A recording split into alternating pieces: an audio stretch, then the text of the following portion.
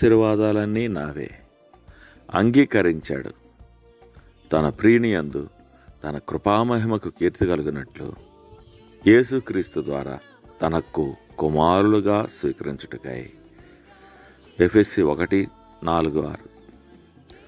ఈ ప్రకటన చేయకముందు పౌలు మనం ఎన్నుకొనబడిన వారమని, ఏర్పరచబడిన వారమని, కుమారులుగా స్వీకరించబడినామని చెప్పాడు.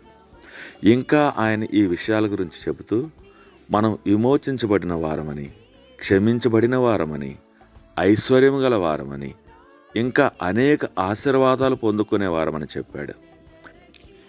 క్రొత్త నిబంధనలోని ఎఫెసీ పత్రిక 1వ అధ్యాయంలోని ఈ చిన్న పేరాల్లో పేర్కొన్న ఆత్మీయ ప్రయోజనాలు క్రొత్త నిబంధనలోని మరే ఇతర చోట్ల ప్రస్తావించబడలేదు. ఈ ఆశీర్వాదాల స్నానంలో మీ ఆత్మను తరచుగా నానబెట్టండి. అలా చేసిన ప్రతిసారి నీవు ఉపశమనం పొంది కృతజ్ఞతలు తెలియజేస్తావు, అభినందిస్తావు. ప్రభువును స్తుతించే ఈ స్వరాల మధ్య మనం క్రీస్తు చేత స్వీకరించబడ్డామని పౌలు చెప్తున్నాడు. దేవుని ప్రేమ అనే వలయంలో క్రీస్తును దేవుడు ఏ విధంగా స్వీకరించాడో మనల్ని అదే విధంగా స్వీకరించాడు. దేవుని సన్నిధిలోనికి మనం స్వీకరించబడడానికి కారణం క్రీస్తు.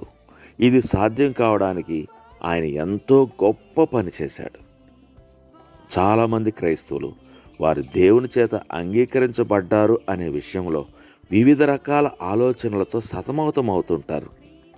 ఓటమి ఎదురైనప్పుడు ఆ సింహాసనం చుట్టూ ఆవరించి ఉన్న పరిశుద్ధ వాతావరణంలో ఇక తాము ఎంతమాత్రము ఉండదగిన వారము కాదనుకుంటారు.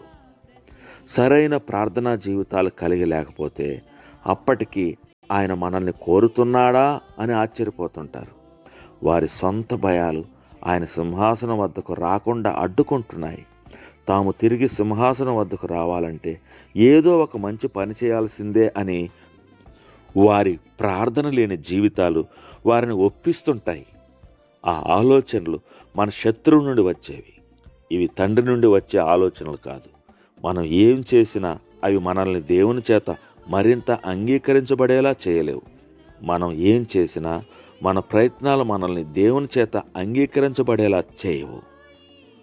దేవుని సన్నిధి యొక్క వెలుగు మరియు ప్రేమలోనికి మనం అంగీకరించబడడానికి ఒకే ఒక కారణం, తండ్రి అయిన దేవుడు, పరిపూర్ణ దేవుని కుమారుడు, తండ్రిలో ఒక్కటయ్యున్న యేసు ప్రభువుని అంగీకరించడమే.